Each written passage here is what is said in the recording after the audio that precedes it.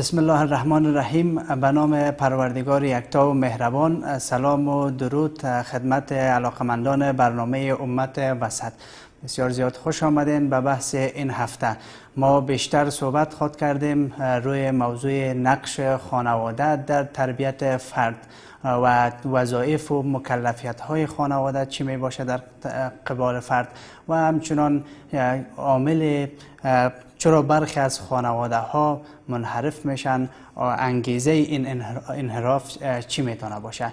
با دکتر محمد عاطف استاد دانشگاه هستیم. جناب استاد را در نخست خوش آمدید میگم. تشکر. سلامت باشین استاد. و نقش خانواده در تربیه فرد جناب استاد چی میتونه باشه؟ الحمدلله و الصلاة والسلام علی رسول الله و بعد. مثل که فرد زیر بنای خانواده است، خانواده در رشد فرد نقش خیلی بسزایی می داشته باشه.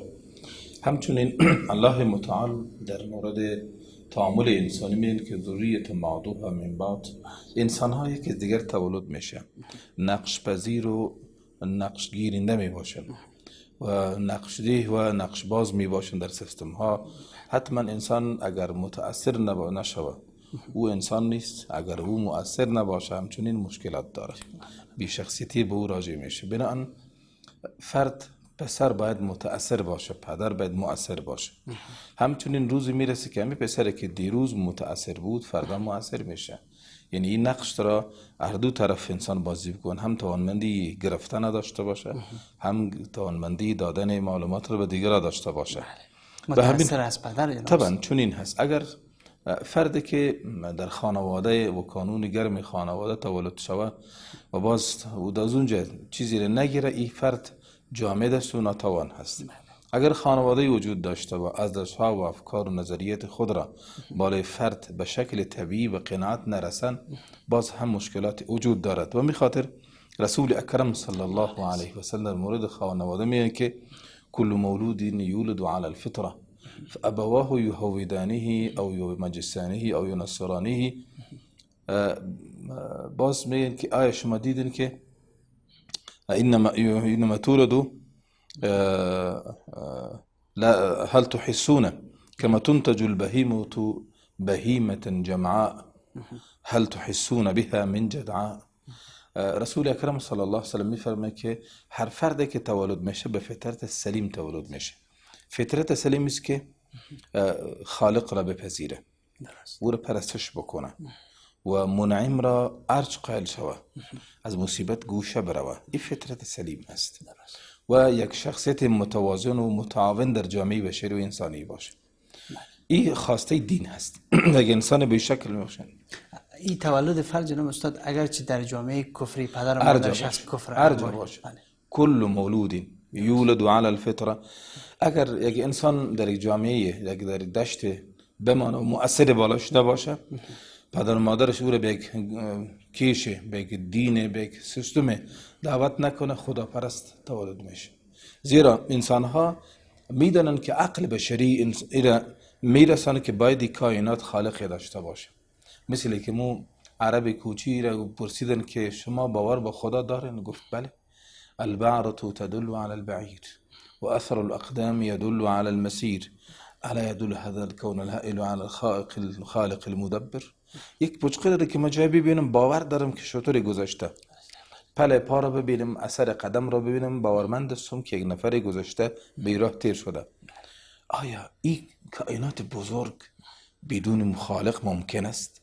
بنان خالقی وجود داره. ای که من نمیشناسمش یا دقیق معرفت ندارم، این مشکل دیگر و بعدی است که به سرش داشته باشیم. به همین خاطر است که خانواده بالای فرد تأثیرهای خیلی زیاد می داشته باشه. از جمله مسائلی که باید در این قضیه توجه شود که ما باید اهداف زندگی خود را، مسیر زندگی خود را، ارزش‌های زندگی خود را و جهان خود را و کشور خود را و قاره خود را بشناسیم. با اساس هزمی نکات ارزش‌ها را تلقین بکنیم. متاسفانه در کشورهایی که نظام‌ها متزلزل شده و ما شما افغان‌ها بیشتر به تربیت افراد و اولاد خود ضرورت بیشتر داریم، به خاطری که در چند دهه گذشته ما ارزش‌هایمان مختل شده. به این معنی که جامعه نقش نداره یا جامعه را حرمت قائل نیستیم. منافع مادی متاسفانه با تاسف خیلی شدید کاملا غیر انسانی هست اینجا. چگونه؟ منافع مادی شخصی ما به همه چیز برتری داره. حتی از رتبه بلندترین رتبه ها هم دزدی تصور میشه، رشوت تصور میشه، اختلاس تصور میشه. این کلش امراض اجتماعی است. کسی که رشوت میخوره، کسی که دزدی میکنه، کسی که خویشخوری میکنه، کسی که حق مردم را پشت خود میگیره، کسی که غیر از خویش و خویشاوند خود مستحق توظیفش نمیدانن، این مریض است. این کل امراض است که ما داریم. بینن اهلیت و تخصص از بین رفت، تعهد به کشور، تعهد به دین، تعهد به خدمت جامعه از بین رفت. بنابراین ما در طول همین 14 که جنگ بود، جنگ مثل که خانواده ها را تخریب میکنه و محیط را آلوده میسازه، افکار را هم تخریب میکنه. ما از شرم همدیگر خود را انسان میگیریم، ولی باور داشته باشین که بین انسانیت و ملت عزیز ما، دور از ملت عزیز ما باشه، خیلی مشکلات فاصله های ایجاد شده. خون ریختاندن انسان، توهین شخصیت، دزدیدن، حد که عرض و حرمت انسان ها، این ایده جامعه، این کل چیز که خانواده نقش خود را باخته و مصیبت ها گرفتار شده. بنان قانون اساسی و محیط نهایت ارزشمند برای تربیت اولاد خانواده است. اگر خانواده انسان ها را با عزت و با کرامت تربیت کرد، همچنین میشه. اگر پدر پسر خود را، اولاد خود را با عزت و با کرامت تربیت کرد، با عزت میاین. و اگر خدا نخواسته به ذلت و به چیزها، حتی برخی هستن میگن که امروز چقدر کمایی داشتی، حلال و حرامش را نمیپرسن. حتی در کوچکی میگه برو یک چیز افتیده عجل بیارش. یعنی بسیار خطرناک است که ما در خانه خود چیزی را بیابیم که خودمون نخریدیم. این خودش عیب است. تو پول ندادی، چرا در خانه تو میای؟ پاک داشت اولاد خود دزدیده کرده آورده. و می خاطر مشکلات زیاده داریم که خانواده به توجه زیاده داشته باشه. و این مکلفیت ها و وظایف خانواده در قبال این فرد و فرزند چی میتونه باشه؟ ما مسائلی که داریم، یکی از اهداف خانواده که خود اهداف شخصی فرد است، یک اهداف از خانواده در جامعه است که ما خانواده تشکیل میدهیم، فرد را، اولاد خود را چگونه یک عنصر سالم را به جامعه تقدیم میکنیم، چه ارزش هایی را به او بدهیم که فرد سالم شود. درست. همین مکلفیت خانواده است که اول باید ارزش های انسانی دقیقی را بفهمه که او را باید باور داشته باشه، او را یک تا به شکل عملی بالای اولادش او را جابجا بسازه. از اون جمله از روی قانونی باشه یا جبری باشه؟ نه، قناعت باشه. قناعت باشه. مثلا خانواده به این باور باشه که حدود خدا باید هیچگاه کراس نشود. از حرام باید ما استفاده نکنم، حلال را باید همیشه استفاده بتونم و حلال هم در چوکاتی که مربوط ما هست. اما اقامه حدود که گفته میشه که انسان مرزها را بشناسن، اولاد خود را همیشه بگوین که شما فقر را تحمل کنین ولی آتش را دست نزنین، به دوزخ نروین. این حدود خداست. به می خاطر است اگر ما در خانه حدود خدا مراعات نشوه، حجاب مراعات نشوه، مثلا نشست و برخاست ما اما آداب انسانی اسلامی را نداشته باشه، حقوق مساوی برای اطفال دادن نشوه، این از حدود است که زن و فرزند همدیگر را حرمت نداشته باشن، انسان ها با مصیبت های روبرو میشن. درست. همچنین از مکلفیت های خانواده است که طفل خود را در یک آغوش تربیتی بزرگ بکنن، به یک آغوش بمانه که اینها را بگوین که شما وقتی که بزرگ میشین شخصیت قویتر اجتماعی را خواهید داشت. یک سکون نفسی را باید فراهم بسازه، اطمینان وجود داشته باشه. پدر و پسر، دختر و مادر همه باید به یک اطمینان زندگی بکنن. این تو نشو که برو یک شب خود تیر شد، این هم تیر شد، این هم میگذره. ما از مجبوریت باید هم دیگر را اداره نکنیم، بلکه به اساس محبت هم دیگر اداره داشته باشیم. درست. رسول اکرم صلی الله علیه و سلم در این قضایا الگوی خوبی بوده برای یک سکون نفسی و خداوند متعال بفرمه هو الذی خلقکم من نفس واحده وجعل منها زوجها لیسکن الیها. خالق العزال ذات است که این مرد را، انسان را از یک نفس واحد خلق کرده و بر از او جفتی از ایره هست کرده که در پهلوز استقرار پیدا بکنن. همچنین داشتن اولاد یکی از خواسته های طبیعی خانواده است. وقتی که اولاد میخواهی چگونه تربیتش میکنی؟ یعنی توانمندی تربیت زوره داشته باشی. به می خاطر دکتران ما میگن که کوشش شود که اقلا پدر و مادر رسیدگی بتانه به تربیتشان، به لباسشان، به نانشان، به غذایشان. ولی ما متاسفانه چونین نیستیم. صرف میگیم که آوردنش به دوش ما و نگاه کردنش به دوش خدا بنان باز وضع خراب میشه. خالق خیلی ازل ما را وسیله درست کرده که اقلا بر تربیه و تعلیم و ارزشمند ساختن اولادمون ما را مکلف بسازن. همچنین اطفال را باید از گمراهی ها و بدراهی ها و لغشیدن ها جلوش بگیریم. این نشه که به هر جا رفت و به هر چی نشست و به هر کی گفت او را چی باشه، مثل که پدر و مادر نقش می داشته باشه. همچنین در پهلوی از این ما باید وقت مناسبی برای نشست با اولاد خود داشته باشیم. وقت نان است و وقت فارغ هست به هم گپ بزنیم، سوالا را جواب بدهیم، تشویش ها را رفع بکنیم، مسائل به هم شریک بسازیم. بمونه که همه با یک بصیرت در خانه حرکت بکنه. اما استراتژی دقیقی را فهمیم که پدر و مادر از ما چی میخواه، بالاخره فردا ما چی میشم. یعنی مکتب مناسب انتخاب میشه، دوست مناسب انتخاب میشه، مدرسه مناسب انتخاب میشه. همچنین اخلاق حسنه، درست، عفت، ارزشمندی، صداقت، راستگویی در پهلوی مردم، تعاون و همکاری با جامعه، این از ارزش‌های خیلی عالی است که انسان باید سر اولاد خود تربیت بکنه، مکلفیتش است. احترام متبادل، مثل که ما شخصیت والدین خود را حرمت قائل هستیم، اونها شفقت باید بکنن. مثل که ما شفقت بر اولاد خود داشته، اونها احترام متقابل داشته باشید. تو نشو که در مقابل والدین گستاخی بکنن، اون بگی تو چی کاری، پیچ سفید شدی، لیست سفید شدی، مغز خراب شده. هر چی باشه والدین هست. بنان اگر و اولاد است، خواهر و برادر و هم دیگر دشمن نیست، به هم دوستن.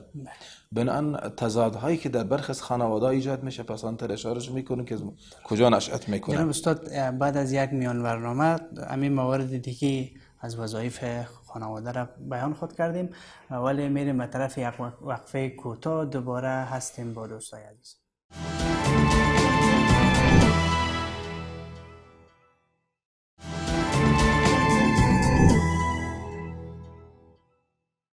بله دوستای عزیز، ادامه برنامه امت وسط است. ما داشتیم روی نقش خانواده در تربیه فرد صحبت میکردیم و رسیدیم به اینجا که وظایف و مکلفیت های یک خانواده در قبال فرزند خود یا فرد چی هست؟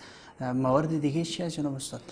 از اون جمله‌ای که بیشتر اشاره کردیم، فرصت ها مساعد ساختن برای دیالوگ داخلی یک ضرورت است. گفتگوی در بین بله. همچنین روی نهادینه ساختن و غرس کردن مفاهیم و ارزش های اخلاقی در جامعه که هست، او را به اولاد خود طبیعی فهماندن لازم است.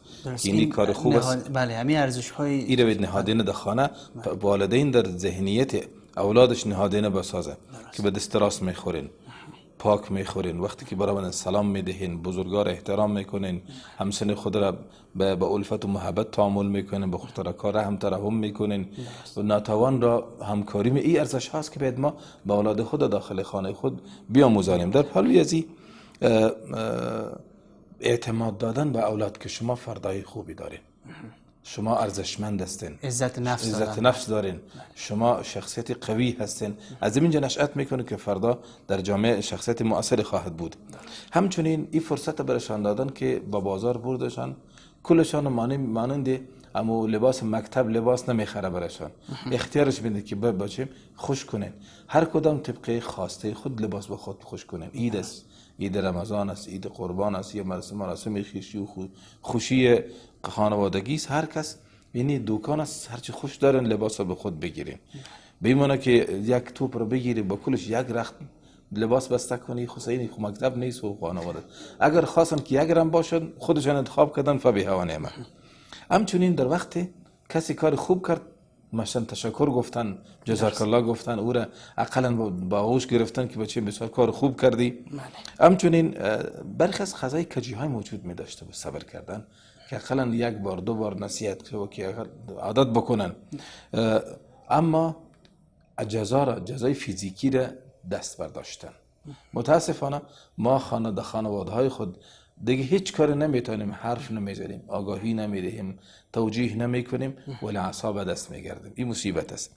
نکته خیلی مهمی که در تربیت اولاد و مکلفیت خانواده شمرده میشه، ما اولاد خود را واقعا به خاطر خدا تربیت بکنیم. نه هم چشمی با همسایه است و نه هم باج گرفتن از جامعه است. نگوین که فلانی دکتر از ما فیسی خیلی بیشتر بچیم طب را بخوانی فردا اولاد زیر پوست بکنی، یا خوب از عقده‌مندی را ایجاد میکنه و درست نیست. مثل که الله متعال میفرمه قل ان صلاتی و نسکی و محیای و مماتی لله رب العالمین. هر چی داریم به خاطر خدا داریم، حتی تربیت اولاد خودمون به خاطر خدا تربیت میکنیم. باز الله متعال در مورد تعامل داخل خانوادگی که حرف میزنه میگه انما نطعمکم لوجه الله لا نريد منكم جزاء ولا شکورا. یعنی امین نیت را میده خدایا من مکلف هستم که این جمره از انسان ها و بنده های خودت را به خاطر خدا اینها را وسیله رزق و روزی شم، نه تشکر میخواهم نه پاداش عوض. ایتون نشو که بگین که والا بچه میبینی دی جوانی خودت لباس میخرم نانت میدم وقتی که سفید شدم امیتر خدمت من میکنی. یعنی چی بیوست؟ شاید نرسی اصلا. خیلی از پدرها به خدمت پسراش نرسیدن که یعنی ریش سفید شده باشن، خیلی کم از 1% کمی میشه که ریش سفید میشن، اغلبا رخصت میشن. همچنین از مکلفیت خانواده است که حقوقش را مکمل بدهن. حقوق اولاد ما غالبا گاهی که حرف میزنیم ناوقت شروع میکنیم. از مهمترین حق اولادی است که مادر خوب را برش انتخاب بکنیم. از مهمترین حقوق اولاد است که شوهر خوب، پدر خوب برش انتخاب بکنیم. این از حق مسلمش است. بعد از وقتی که پیش حرکت میکنه، حتی قبل از هم بستر شدن نیتش رو بفهمه که خدا من از شر شیطان و مصیبتش پناه میجویم به خودت که با ما اولاد نصیب میکنی، نصیب از این رضائل وجود نداشته باشه. همچنین اذان دادن و اقامت گفتن در گوش طفل از حقوق طفل است که باید از روز اول به روحیه دین تدین تدریس بکنیم. نام زیبا را گذاشتن مکلفیت والدین است.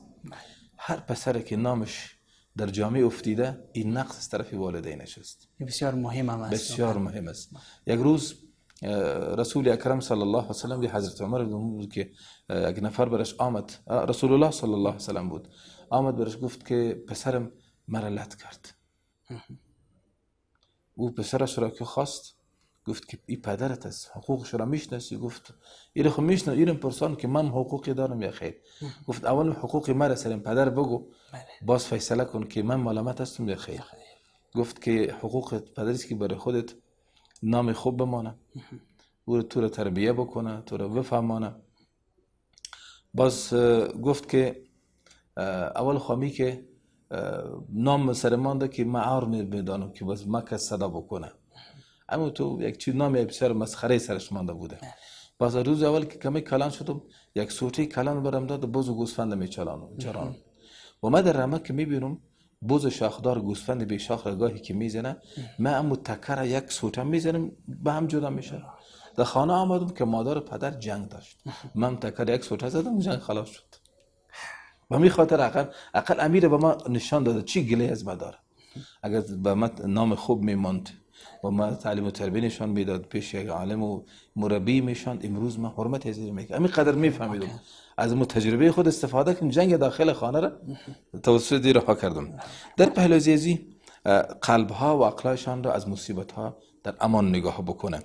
در هر وقت اسیب های وجود دارد، مصیبت های وجود دارد، افکار نادرست وجود دارد، تشویش اجتماعی وجود دارد، بی‌باوری های وجود دارد، یعنی لغزش های وجود دارد. پدر و مادر مکلف است که اولاد خود را آگاه بچیم این کار غلط است، به این اساس غلط است، امی غلطی ها را بفهمن، ولو مردم هر چی میگن بگوین. که رسول اکرم صلی الله علیه و سلم میگن که از روایت سیورا يروي عن جند بن عبد الله فيقول كنا مع النبي صلى الله عليه وسلم ونحن فتيان حزاوره. ما جوانای همسن و هم قد به هم دیگر بودیم، یعنی به بلوغ همه که مراهق بودیم، نزدیک شدیم. فتعلمنا الایمان قبل نتعلم القرآن. باور به خدا را قبل از اینکه قرآن را بیاموزیم یاد گرفتیم که خدای وجود دارد، کتاب فرستاده، پیامبر فرستاده، سیستم وجود دارد، بازجویی میکند، پرسش میکند، مالک یوم الدین هست. ثم تعلمنا القرآن. باز قرآن رو یاد گرفته فزددنا ایمانا، ایمان ما دیگه هم قوی شد. همچنین با تفکیر، تدبر، اندیشیدن در کائنات ایره و از بچه خود بگیره بیرون میبینیم این آسمان زیبا رو میبینی، این ستاره های گوارا رو میبینی، خالقش الله متعال است. و فی السماء رزقکم و ما توعدون. الله متعال وعده فرموده که روزیتان در آسمان، چیزی که پیش رفت و عقب مانیز در آسمان فیصله میشه سرتان، کما که متوجه به قضیه باشین. همچنین برشان گفته شود که اینی حلال است و این حرام است، حل حرمت را باش توجه بکنه. و یحل لهم الطیبات و یحرم علیهم الخبائث. یکی از خواسته های پیامبر امین است و پدر هم امین است که ما با اولاد خود مرزهای حل و حرمت نشان بدهیم و همچنین عقیده و عبادت و اخلاق را بیاموزیم برشان. درست. باورهای درست، عبادت راستین، اخلاق زیبا. این از مکلفیت های والدین است که به اولاد خود برسانند که مثل که از حضرت لقمان رحمه الله و علیه السلام روایت میشه که او گفتش خداوند متعال میفرماید قال لقمان لابنه وهو یعظه یا بنی لا تشرک بالله. بچه کم، پسر جانم، با خدا شرک مورز، این الشرک لظلم عظیم. شرک ورزیدن به خدا نهایت ظلم بزرگ است. خالقت خدا، رازقت خدا، عزت دهنده خدا، تو توقع از یک انسان بیچاره دیگری داری؟ شرم نیست؟ به همین خاطر باز میگه یا بنی انه ان تکن مثقال حبه من خردل فتكن في صخره و في السماء او في الارض ات بها الله. پسر جانم، اگر یک دانه هم نصیبی تو باشه، اگر در آسمان باشه، در زمین باشه، در صخره‌های خیلی سخت باشه، خدا به تو میرسونه. تشویش نکن، یعنی مطمئن و باورمند زندگی بکن. بالاخره میگه تعامل با انسان ها میروی ولا تصاعر خدك للناس ولا تمشي في الارض مرحا. با مردم با شیوه های نادرست غیر انسانی تعامل مکن، متکبر مباش و متغطرس مباش، زیرا خداوند انسان فخر فروش خیال پردازی را دوست نداره. تو چی هستی؟ انسان بین اما علماء علم النفس میگه که بین نطفه قذره و جیفه منتنه. کل انسان بین نطفه بدبو و جیفه بدبوست، دیگه چیزی دیگر نیست. در پلوزی عدالت بین اولادشان بهتر است. اگر پدر و مادر به عدالت توصیف نشدن و گفتن که ولا با فلانی رفتار خوب میکنه و ما را گوشه میزنه، باز عقده‌مند میشه. همین مصیبت است که ما اگر عدالت بین اولاد نکنیم، فردا باز بین خودشان هم عدالت نمیکنن. اغلبا مشکلاتی که در میراث و بعد از مردن پدر بسیار مادی تربیه شدن. پسری که مادی تربیه شده او توقعی خیر نشود، نه جامعه از او خیر میبینه، نه والدین، نه برادر، نه خواهر خیر میبینه. کسی که میراثی که خدا تقسیمش کرده، احکم الحاکمین تقسیمش کرده، بو قانی نمیشه، حق خواهر را میزنه میخوره، حق برادری کوچک را هضم میکنه، پدر را و برادر را به خاطر که چی نبره، میراث از پدر نبره، قبل از فوت پدر رخصتش میکنه. این انسان گرگ است، انسان نیست. این نقص کلش از کجاست که پدر او را یک انسان ماده پرستی، یعنی خدا پرست نیست، مادی دنیا پرست تربیت کرده. وقتی که میمره از بین پدرش، قبل از مردن پدرش برادر کلان و دیگه خود رخصت میکنه که میراث یعنی چی شو محروم میراث شو. همچنین دی قضایه باید مسائل وجود داشته باشه که ما ارزش های انسانی را به شکل دقیق به اونها بیاموزیم. ارزش های انسانی چی میتونه باشه یا نه؟